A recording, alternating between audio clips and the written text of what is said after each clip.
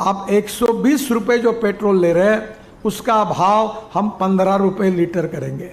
Road बनाने में space technology का उपयोग किया है। ना तो पेट्रोल 15 रुपए लीटर हुआ और ना ही टोल प्लाजा पर लगने वाली लंबी लाइनों में कोई कमी आई। और स्पेस टेक्नोलॉजी से बनी हुई सड़कें तो आप और हम देख ही रहे हैं। ना तो पेट्रोल के भाव में मिडिल क्लास के लिए कोई कमी आई और ना ही वो माइलेज मिल रही है जो प्योर पेट्रोल से मिला करती थी। एथेनॉल ब्लेंडिंग के बाद नितिन गडकरी और इनके परिवार की जेबें जरूर भरी जा रही है। एक मिनिस्टर जिसकी फैमिली का बिजनेस एथेनॉल से रिलेटेड है, क्या उसे एथेनॉल पॉलिसी बनाने का हक होना चाहिए?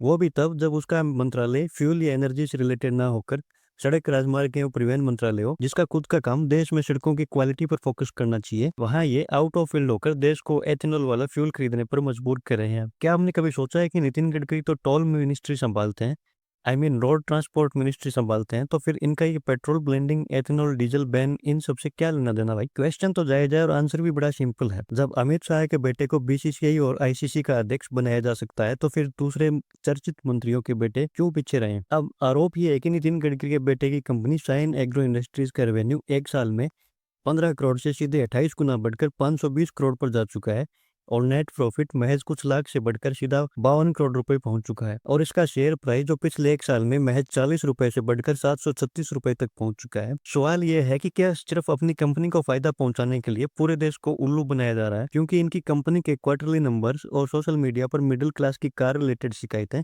इसी की ओर इशारा कर रही है। मोदी जी ने कई बार कहा है कि न खाऊंगा न खाने दूंगा, लेकिन यहाँ तो सरेआम खाया जा रहा है, वो भी सबको मजबूर करके। अब आप कहोगे कि इससे एथेनॉल ब्लेंडिंग का क्या लेना देना, तो हिसाब एकदम सीधा सा है। इनकी कंपनी गवर्नमेंट को एथेनॉल की एक मेजर सप्लायर है। स्टॉक मार्केट से रिलेटेड जब भी कोई एक रिसर्च एनालिस्ट बनने की कोशिश करता है, तो उसके लिए उसे ढेरों कंप्लाइंसेस फॉलो करने पड़ते हैं और बहुत स्ट्रिक्ट ट्रेडिंग एडवाइसेस देनी होती है। और ये इनकी कंपनी का चार्ट देखकर से भी कुछ बोलने वाली नहीं है। मुद्दा ये नहीं है कि किसकी कंपनी को कितना ग्रोथ, कितनी रेवेन्यू मिल रहा है और किसे कितना प्रॉफिट हो रहा है।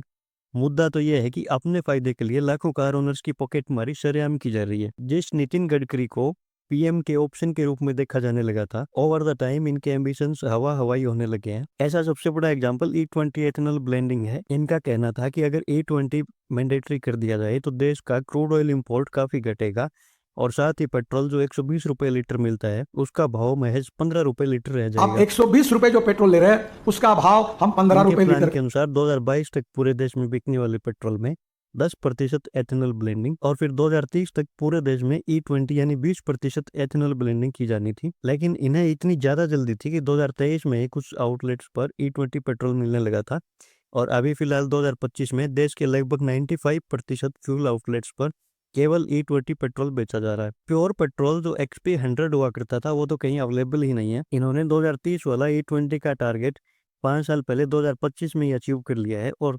2027 तक एथेनॉल की मात्रा 27% करके E27 का टारगेट अचीव कर लेंगे। 2027 तक एरोप्लेन फ्यूल में भी 1% फ्यूल ब्लेंडिंग और 2028 तक 2% फ्यूल ब्लेंडिंग एरोप्लेन वाले जेट फ्यूल में भी करने की इनकी प्लानिंग है। और डीजल तो ये बिल्कुल भी बैन करने वाले हैं, क्योंकि डीजल में एथेनॉल ब्लेंडिंग इतना आसान काम नहीं होता। अब एथेनॉल ब्लेंडिंग के लिए इतना सारा एथेनॉल चाहिए होता है, तो जाहिर सी बात है कोई एथेनॉल मेकर भी चाहिए हो। तो यहाँ एंट्री होती है नितिन गडकरी साहब के बेटे की कंपनी की। और जब कंपनी के मैनेजिंग डायरेक्टर और प्रमोटर के पिताश्री खुद पॉलिसी मेकर हैं, तो कंपनी की ग्रोथ को भला कौन रोक सकता है? बेटे की कंपनी एथेनॉल बनाती हो तो पिता का ये फर्ज बनता है बेचा भी जाए। अब जो कार्स E20 कंप्लाइंट है तो उन पर तो कोई दिक्कत है ही नहीं, लेकिन 2023 से पहले की बनी हुई वो सारी कारें जो एथेनॉल ब्लेंडिंग वाले पेट्रोल पर चलने के लायक बनी ही नहीं है, उनमें भले ही E20 पेट्रोल से इंजन पर होने वाले नेगेटिव इम्पैक्ट्स पर प्रॉपर स्टडी की जाए या ना की जाए, लाखों लोगों की शिकायतें ऐसे ही नजरअंदाज कर दी जाए, इंश्योरेंस एजेंसीज भले ही E20 की वजह से होने वाले नुकसान का क्लेम ना दे, भले ही मैन्युफैक्चरर डिनाई करे कि E20 यूज नहीं करना, इन्हें तो फोर्सफुली बेचना ही E20 है। इनका एक तर्क ये भी है कि हमारे यहाँ भी वही कार कंपनीज है जो ब्राजील में है और ब्राजील में E22 मैंडेटरी है। लेकिन शायद ये इस बात को नजरअंदाज कर रहे हैं कि ब्राजील में इथेनॉल ब्लेंडिंग 1975 में शुरू हुआ था और E0 यानी प्योर पेट्रोल 1993 तक पूरे 18 साल तक अवेलेबल करवाया गया था। हमारे यहाँ तो सिर्फ E20 अवेलेबल है, प्योर पेट्रोल के नाम पर कुछ नहीं है। ब्राजील ने अपने देश के लोगों को क्लियरली बताया था कि E22 से ये सारे इफेक्ट्स होने हैं, ये प्रॉफिट ही लॉस है, और इन्होंने सिर्फ पेट्रोल फ्यूल ब्लेंडिंग पर काम किया। लेकिन हमें जो फैक्ट्स E20 के बारे में बताए गए थे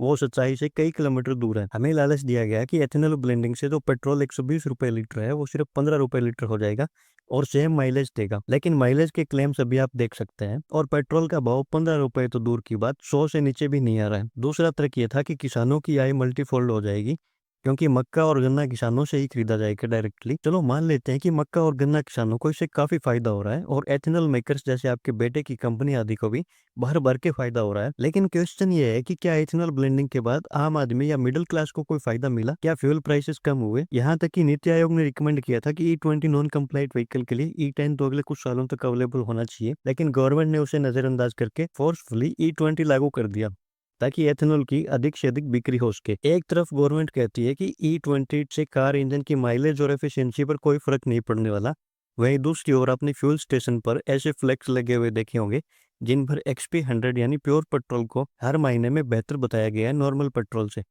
तो कंपनीज खुद एक्सेप्ट करती है कि प्योर पेट्रोल एथेनॉल ब्लेंडिंग वाले पेट्रोल से काफी बेहतर है। इस E20 वाले पूरे प्रोसेस पर सुप्रीम कोर्ट में भी एक PIL फायर की गई है जिसको सुप्रीम कोर्ट ने एक्सेप्ट कर लिया है। PIL में ये मेंशन है कि केवल E20 की सेल करना लाखों कार ओनर्स के फंडामेंटल्स राइट्स का वोलेशन है जिनकी कार E20 कंपेटिबल नहीं है उनके लिए। इस PIL में कोर्ट से कुछ और महत्वपूर्ण टॉपिक्स पर भी चर्चा करने को लिए कहा गया है, जैसे कि E0 को हर पेट्रोल पंप पर अवेलेबल करवाया जाए। हर फ्यूल स्टेशन पर ये क्लियरली मेंशन होना चाहिए कि इसमें कितने प्रतिशत एथेनॉल मिला हुआ है। रिफ्यूलिंग के टाइम कार ओनर को बताया जाए कि क्या उनकी कार E20 कंप्लाइंट है या नहीं, और E20 यूज करने के लिए प्रॉपर एडवाइजरीज और गाइडलाइन जारी की जाए और नेशन वाइड स्टडी की जाए जिससे पता लग सके कि वास्तव में E20 से कितना वियर एंड टियर और माइलेज ड्रॉप होता है। E20 के और भी काफी चैलेंजेस है। गवर्नमेंट का क्लेम था कि एथेनॉल पोल्यूशन कम करेगा, लेकिन एथेनॉल प्रोडक्शन में CO2 और वाटर वेस्टेज बहुत ज्यादा होता है। कार्स के माइलेज गिरने की वजह से एक्चुअल फ्यूल कंजप्शन भी बढ़ता है, मतलब पोल्यूशन कम होने की जगह एक और अलग लेवल की समस्या खड़ी हो रही है। आने वाले समय में वाटर क्राइसिस भी आ सकता है क्योंकि 1 लीटर एथेनॉल को पैदा करने के लिए लगभग 2500 से 2800 लीटर पानी की आवश्यकता होती है। एथेनॉल ब्लेंडिंग से असल में किसानों को डायरेक्ट फायदा होने की बजाय शुगर लॉबीज और इनसे रिलेटेड पॉलिटिशियंस को ज्यादा मुनाफा होगा इस पॉलिसी से, क्योंकि इंडिया की शुगर लॉबी काफी स्ट्रांग है। महाराष्ट्र और यूपी की चीनी मिल्स में डायरेक्टली पॉलिटिशियंस का एक बड़ा स्टेक होता है। एथेनॉल ब्लेंडिंग उन्हीं को सबसे ज्यादा फायदा देने वाली है। उन्हीं में से एक हमारे गडकरी जी के बेटे की कंपनी सायन एग्रो इंडस्ट्रीज है जिसके रेवेन्यू और ये सारे अभी चर्चा में है। Ethanol blending policy long term के लिए सस्टेनेबल है या नहीं, या सिर्फ शॉर्ट टर्म प्रॉफिट के लिए ही बनाई गई है, ये तो आने वाला वक्त ही बताएगा।